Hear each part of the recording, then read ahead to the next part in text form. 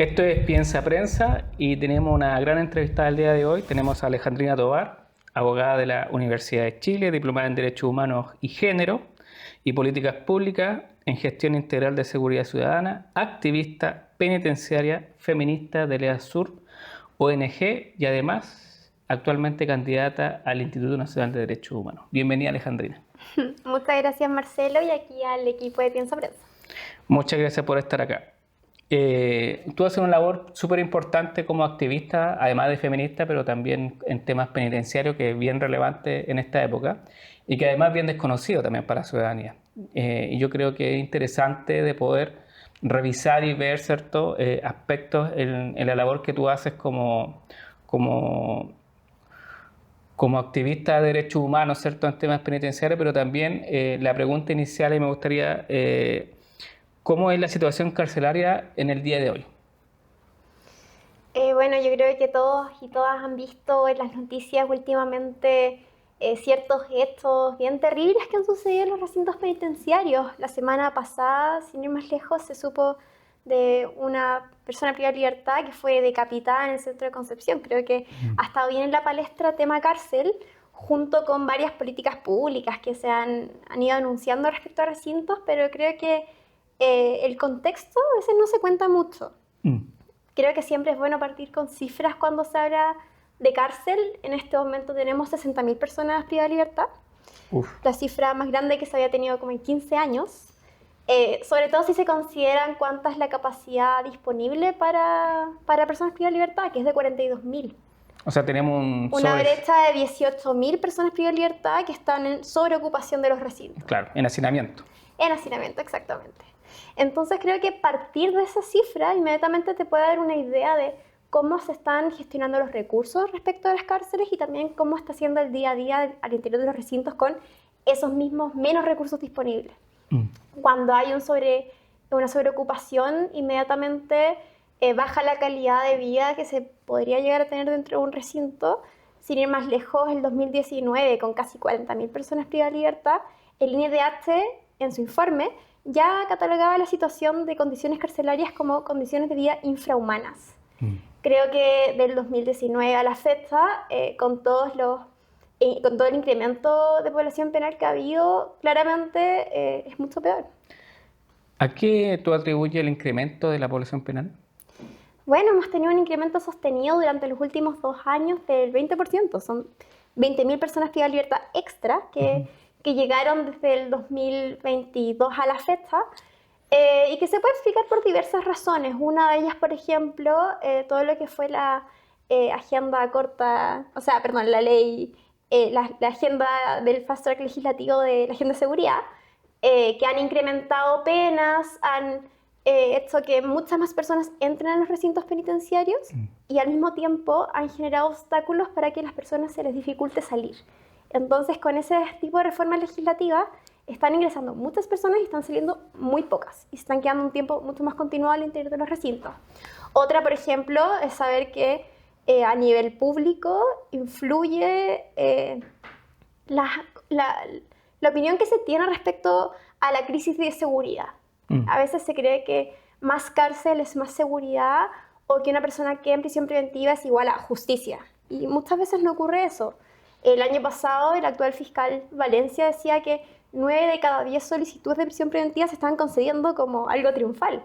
Y si nos vamos a la esencia de la prisión preventiva, sabemos que es la medida de última ratio, que debería ser la última opción disponible. Entonces creo que eso da cuenta de cómo están ingresando muchas más personas. Y bueno, también es importante señalar que cada año va bajando la cantidad de personas que pueden acceder a una libertad condicional. En los últimos 2 años, por semestre, no se ha concedido ni siquiera el 2% de todos los que la pidan. Entonces, se están cumpliendo las condenas casi completas al interior del recinto, y la libertad condicional, que es una medida de salidas progresivas y una medida de excarcelación, no se está considerando. Además, no se crean nuevas cárceles. ¿Cuándo fue la última cárcel que se creó en Chile? Bueno, ahora se va a inaugurar Cárcel La Laguna, la cual va a incorporar creo que 4.000 cupos disponibles. Y se están en planes y en vías de remodelar recintos y ampliarlos, pero a todo dar, de aquí a 10 años, cuando estos recintos ya estén listos para recibir a todas las personas, son 13.000 cupos disponibles. De aquí a 10 años. Claro. Cuando hoy tenemos un déficit de 18.000 cupos. Claro, y cuando en 2 años incrementó un 20%. Entonces las cifras no dan.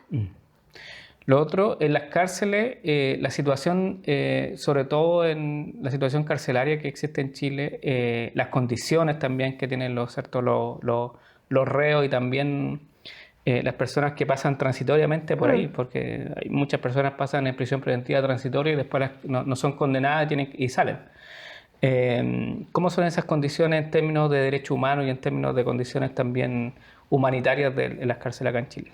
No, o sea, ya lo decía antes, si en el 2019 las condiciones eran infrahumanas, hoy en día hay un estado permanente de vulneración de derechos, una vulneración sistemática respecto a quienes hoy día están en los recintos, en que no se consideran derechos mínimos como acceso al agua, acceso a las comunicaciones con sus familiares, acceso a poder tener un descanso reparador, acceso a una alimentación digna, al menos derecho a no ser torturado. Creo que eso es algo que no se está viendo al interior de los recintos, producto también de, una, el hacinamiento y la sobreocupación, y dos, por la desidia institucional. ¿Y esa desidia institucional tiene que ver con un derrotero político, más bien con esta llamada crisis de seguridad, y un poco también usando de ejemplo a El Salvador, ¿cierto?, que ha estado bien en la palestra y que tiene, que entre comillas, da ejemplo al mundo del tema de las cárceles? ¿Tú crees que va empujado también por esas condiciones de que no se mejoran las condiciones carcelarias? Sí, yo creo que se ve acrecentado por esa opinión pública que mencionaba antes. Creo que a nadie le genera un rédito político en este momento hablar de personas privadas de libertad o tratar de concederles más derechos o mejores condiciones. Creo que en la medida que ha salido algún tipo de luz que dice, bueno, invitemos, no sé, permitámosles votar, porque tienen derecho a votar quienes pueden votar, ya salen al tiro voces diciendo, no, hay que quitarle el derecho a voto. Al final creo que se trata de tener un enemigo común que es muy fácil de golpear y restringir y vulnerar, como son las personas privadas de libertad, en vez de hacerse cargo realmente de problemas estructurales en torno a seguridad. Claro, ahí hay una dicotomía, porque efectivamente nadie quiere tocar este fierro caliente que es el tema carcelario, sobre todo la delincuencia en Chile, sobre todo con la llamada crisis de seguridad. Pero tú dices, efectivamente, hay reos, ¿cierto? O hay condenados, o hay gente que está transitoriamente en las cárceles que tienen derecho a voto. Sí. Por lo tanto, también son sujetos de derecho y también sujetos que uno podría decir que se podría captar ese voto, ¿cierto? Mejorando las condiciones carcelarias. Entonces, es como una cuestión dicotómica ahí, porque además, creo que en la última votación, yo no sé, lo escuché por ahí o lo leí por ahí, que, por ejemplo, en las cárceles se votaba más por la derecha que por la izquierda. Entonces, otra cosa dicotómica dentro de la cosa, porque la derecha siempre ha estado, ¿cierto?, por incrementar el tema de las cárceles, casi como si tú hay condiciones infrahumanas, pero quieren exagerarlo un poco más, prácticamente que no tengan ni siquiera derecho a hablar entre ellos, o alimentación o algo. Entonces, hay como relaciones dicotómicas en todo esto. Sí, pero bueno, yo creo que, como en todo, la cárcel es un reflejo de la sociedad y lo que va pasando afuera. Creo que hay una gran similitud en torno a las opiniones que se pueden tener tanto adentro como afuera, con la salvedad de que adentro claramente hay mucho menos acceso a información para poder tener un voto informado. El voto preso ha sido una lucha constante que ha sido muy difícil mantener, ya que tenemos todo en contra, tanto institucionalmente como socialmente. Y también no hay que dejar fuera cuáles son las fuentes de información que se tienen adentro. Creo que el activismo que se tiene desde el sector evangélico dentro de los recintos es bien importante, y eso también puede generar, de cierta forma, que se tenga cierta tendencia o no. Y al final, porque también los presos viven lo que vivimos todos afuera, en el sentido de que están preocupados por la seguridad de sus familias, también están preocupados por esta crisis de inseguridad. Puede a alguien parecerle un poco irónico, pero también les preocupan esas cosas y no quieren que ni sus familiares afuera ni ellos mismos adentro se vean expuestos a condiciones más violentas. Estamos con Alejandrina Tovar conversando del rol de penitenciario que hay en Chile y las condiciones que los presos y presas tienen acá en este país. Vamos a una pausa y volvemos con este interesante tema.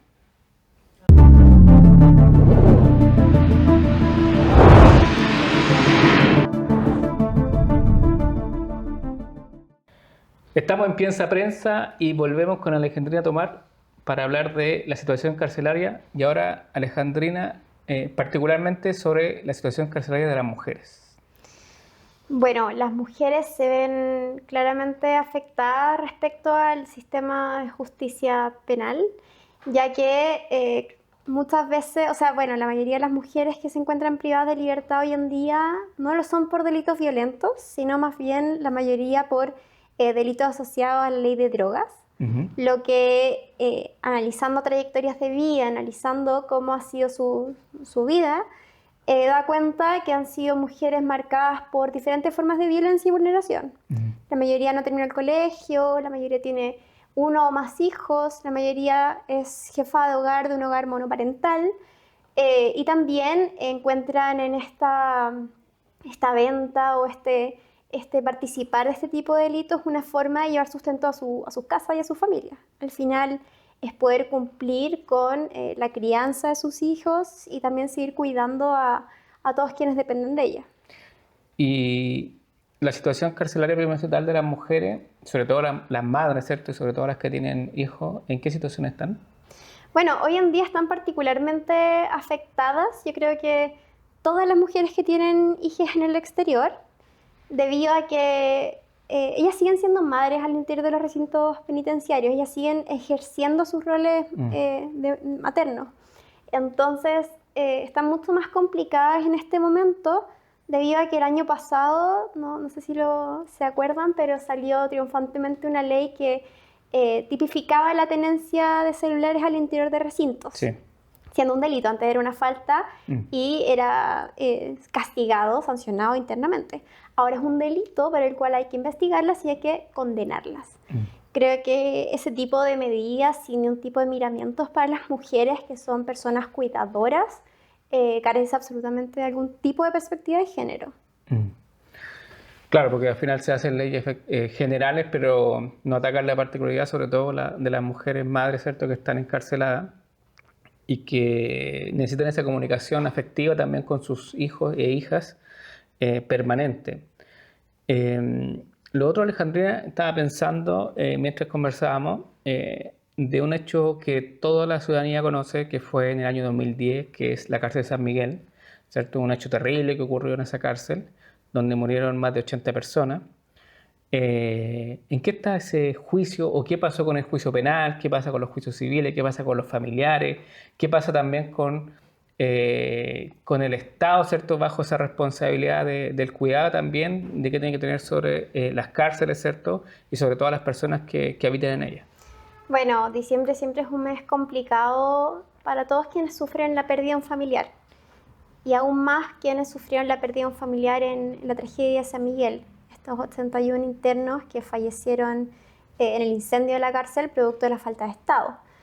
El juicio penal quedó en nada, ya que no se pudo determinar la culpabilidad de ningún agente estatal en específico, por lo que no se pudo obtener ninguna condena al respecto, lo que para las familias y todos quienes creemos en la responsabilidad del Estado frente a violaciones de derechos humanos es la absoluta impunidad. Y en el área, ya en el lado civil, el año pasado se logró una sentencia en que se ordenaba la indemnización por los daños que se provocaron a los familiares de los 31, la cual este año fue apelada por el Consejo de Defensa del Estado con un recurso de casación, el cual todavía no se ve y el cual esperamos que no prospere, ya que es responsabilidad del Estado responder frente a las faltas del Estado mismo, como lo fue en este caso, que fallecieran sus familiares. Claro, el recurso, o sea, la causa, a lo menos civil, está en la Corte Suprema con un recurso de casación que puso el Consejo de Defensa del Estado. Sí. O sea, el mismo Estado el que entorpece la indemnización de la responsabilidad que él mismo tiene que brindar y que sanar. Alejandrina, y bueno, hemos hablado de varias temáticas, carcelaria de mujeres, ¿cierto?, los recintos penitenciarios, el tema de derechos humanos, el tema de San Miguel. ¿Cómo tú piensas o cómo la ONG, ¿cierto?, o el colectivo podría pensar de cómo se pueden solucionar varias problemáticas que tienen carcelarias actualmente, ya sea por vía de ley, ¿cierto? O quizás vía incluso de política pública a través del Ejecutivo, ¿cierto? Porque además el Ministerio de Justicia es el que tiene a cargo, ¿cierto?, el sistema carcelario. Al modo de ustedes, ¿cuáles serían los derroteros, ¿cierto?, para mejorar este tema? Bueno, creo que de partida y el pilar básico para poder empezar a hablar respecto a cárcel y alguna eventual mejora es subir el estándar de la forma en que se rige normativamente la cárcel. Aún no contamos con una ley de ejecución de penas, o sea que las cárceles no funcionan bajo una ley determinada, sino que funcionan bajo un reglamento. Y el problema de los reglamentos, que al ser administrativos, muchas veces pueden variarse diferentes situaciones en base a cómo se aplica ese reglamento. Entonces tenemos que en distintos recintos penitenciarios se cumplen condenas de forma distinta. Eso ya es una ilegalidad absoluta, lo cual hemos levantado como idea de que la cárcel es ilegal, en el sentido de que no brinda una igualdad respecto a cómo se están cumpliendo las sentencias al interior de los recintos penitenciarios, y creo que ese sería un pilar mínimo para poder hablar en torno a alguna mejora de cárcel. Eso como básico. En segundo lugar, tenemos siempre la idea de que la cárcel no es la solución. Y hay una frase que me gusta mucho de que no se puede pretender solucionar con justicia penal aquellos problemas que derivan de la justicia social. Entonces, la idea de construir más cárceles en realidad no va a disminuir el problema o no va a hacerse cargo del problema en torno al delito. Creo que en este momento, para poder gestionar la crisis penitenciaria que se está viviendo y que no vayamos a tener alguna otra tragedia como la ocurría en San Miguel hace 10 años, es precisamente descongestionar los recintos penitenciarios. Y esto no va por crear más, porque en la práctica los números no dan, sino que pensar en vías alternativas. Es decir, por ejemplo, formas de excarcelación. Solo a modo de cifra, hay un 30% de personas privadas de libertad que son de baja peligrosidad. Ese 30%... Son delitos menores. Claro. O que no son realmente peligrosos afuera en sus vidas normales, sino que cayeron por alguna u otra circunstancia. Ese 30% podría salir de la cárcel, por ejemplo, y cumplir con una pena distinta. Accesoria, claro. Con algún tipo, por ejemplo, de libertad vigilada, con aumentar el monitoreo telemático. O sea, el monitoreo telemático, estas tobilleras que se mencionan, son 250.000 pesos mensuales versus casi el millón de pesos que se está gastando en mantener a una persona privada de libertad hoy día en los recintos penitenciarios. Entonces sería mucho más eficiente en términos también económicos generar vías distintas, lo que generaría una descompresión también de todo lo que está ocurriendo adentro. ¿Sí? Cuando hay hacinamiento, no hay posibilidad de vivir vidas dignas o tranquilas. Estás todo el día adentro psicoseado, como se dice, y pasándolo mal en que no puedes comer tranquilo, no puedes dormir tranquilo. La crisis en torno a salud mental que hay en el interior de los recintos es algo grave, es algo que no se ha dado cuenta todavía mediante algún tipo de plan respecto de políticas públicas. Y esto es como el que te mencioné al inicio, que un reo haya decapitado a otro, que se estén suicidando personas al interior de los penales da cuenta de eso. Solo para dar otra cifra importante, la primera causa de muerte en las mujeres en los recintos penitenciarios es el suicidio. Y en Chile se muere una persona privada de libertad cada 3 días, lo cual es una cifra bien espantosa si tomamos también en comparación a El Salvador, como este modelo que se tiene de la cárcel más dura, es una cada 4 días.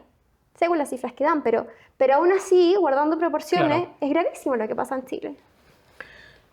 Y lo último, Alejandrina, el tema carcelario, sobre todo, bueno, como dices tú, quizá hay un 30% que podríamos descongestionar las cárceles, ¿cierto? Y con eso tendríamos a menos las cárceles, porque está sobrepoblada un 20%, o sea, descongestionar un 30% andaríamos más o menos, ¿cierto?, en la cifra de lo que podría establecer una cárcel. Pero las condiciones también carcelarias en el sentido que la persona ya privada de libertad es un castigo. De hecho, el castigo es la privación de libertad, no otros derechos. Y no otros derechos, efectivamente. ¿Cómo podemos nosotros solucionar esos problemas carcelarios? O sea, que efectivamente las cárceles no tienen por qué ser resort, como la gente cree que en algunas partes hay. Y que está lejos de serlo. Y que está lejos de serlo, pero sí condiciones dignas, ¿cierto? Y mínimas, y que además y aquí va mi pregunta también, que tiene que ver con la reinserción social, porque al final la cárcel, ¿cierto?, debería ser siempre ser transitoria. Que es la idea de la cárcel. La idea de la cárcel siempre es transitoria para que la persona que comete un delito pague su pena, pero al momento de salir de su pena, ¿cierto?, pueda reinsertarse en la sociedad. Entonces, en temas de reinserción social, yo sé que estamos lejos como país, pero quizás tú tengas alguna idea de este trabajo que has hecho por años, de cómo se puede hacer una reinserción social efectiva, ¿cierto?, a las personas privadas de libertad. Creo que esa respuesta la puedo encontrar en una experiencia bien importante que tuvimos para el primer proceso constituyente. Nosotros hicimos cabildos penitenciarios. Fuimos a todos los recintos penitenciarios de Chile y hablamos con el 10% de su población total respecto a qué querían para Chile, qué les gustaría cambiar de la cárcel. Hicimos, creo que, un ejercicio bien histórico y que no se había hecho en ninguna otra parte del mundo, considerar la opinión de las personas privadas de libertad en procesos democráticos. Hablamos con casi 3.000 personas privadas de libertad, que es bien importante. Y dentro de todas esas conversaciones que pude tener con mujeres, con adolescentes, con adultos mayores, con hombres ya condenados a 30 años y algunos que eran primerizos, es encontrar en la mixtura, en esto de mientras más cerca o menos barreras se pongan entre un lado del muro y el otro, más fácil es que esa persona que está dentro se siga sintiendo partícipe de una sociedad. Si al final se siguen poniendo barreras en que no pueda comunicarse, en que no pueda tener contacto con lo que está pasando en el exterior, más que con algunas personas también, además, sino que sea partícipe, por ejemplo, en las decisiones democráticas, que puedan votar, que puedan ver noticias, que puedan tener actividades de ocio y tiempo libre, son cosas que afuera se tienen. Entonces, no tenerlas adentro es al final seguir generando un aislamiento de la persona que nada contribuye a que esa persona finalmente pueda volver a la sociedad y sea una persona funcional y que pueda tener redes de apoyo y pueda trabajar en algo. O sea, estamos lejos de una idea de reinserción. Y una idea que también me gusta mucho es, en vez de hablar de reinserción, hablar de inserción. Porque sabemos que, como bien se dijo cuando vino el Papa a Chile, la cárcel es para las personas pobres. Son personas que han estado discriminadas por el Estado y por el resto de la sociedad, que son las que llenan los penales, y que en consideración de lo mismo a veces creo que es más fácil que pase todo lo que pasa al interior de los recintos y a que nadie le importe, o que se normalice, o que las mismas personas privadas de libertad digan, me lo merezco. Creo que es importante también poder considerar los derechos como derechos y no como beneficios como actualmente se tratan en el sistema penitenciario, como el derecho a poder ver a tu hijo, el derecho de ver a tu hermano, a tu compañera. Es algo que hoy día es un beneficio y es algo que tampoco ayuda a la reinserción finalmente. Entonces creo que las medidas que puedan, en el fondo que la persona que está privada de libertad pueda ser partícipe de alguna u otra forma con lo que está pasando afuera y que las personas de afuera también sepan lo que pasa en la cárcel. Es muy fácil a veces levantar discursos en torno a medidas más punitivas, más aislamiento, más segregación, cuando no se tiene conciencia de lo que pasa. Por eso también es importante del rol de las organizaciones de la sociedad civil visibilizar las condiciones carcelarias para también generar conciencia y una educación social, cultural respecto a que las personas al interior de la cárcel tienen derechos humanos. Y no estas ideas de que cuando comete un delito pierde sus derechos, porque eso no pasa. Sigue teniendo derechos y por eso es importante resguardarlos. Y que también sea un problema de todos. Si al final todos queremos una sociedad que sea más segura. Y para que sea más segura también queremos que la persona que salga no vuelva a entrar. Sino que salga con un cambio y que se sienta parte de que es parte de una comunidad que lo valora también. Gracias, Alejandrina, por esta conversación de condiciones carcelarias, un tema que efectivamente quizás para la mayoría de la sociedad le carece de importancia, pero creo que es un tema relevante y que tiene que ver y apunta mucho con la crisis de seguridad que tanto se ha pregonado en los medios de comunicación. Y la crisis carcelaria también es parte de esta crisis de seguridad. Por lo tanto, es interesante la conversación. Vamos a tener en otra ocasión, Alejandrina, para ver efectivamente las condiciones, ¿cierto?, carcelarias ya puntualmente, ¿cierto?, en algunos recintos penitenciarios que son conocidos por tener condiciones ya casi infrahumanas, como tú dijiste. Muchas gracias, Alejandrina. Solo una pequeña idea en torno a lo último que dijiste, Marcelo, y creo que eso es clave, pensar que más reinserción o invertir en cárcel es mayor seguridad para todas y para todos. Así es. Así que eso, muchas gracias a Piensa Prensa por recibirme y feliz de regresar. Muchas gracias, Alejandrina. Esto es Piensa Prensa.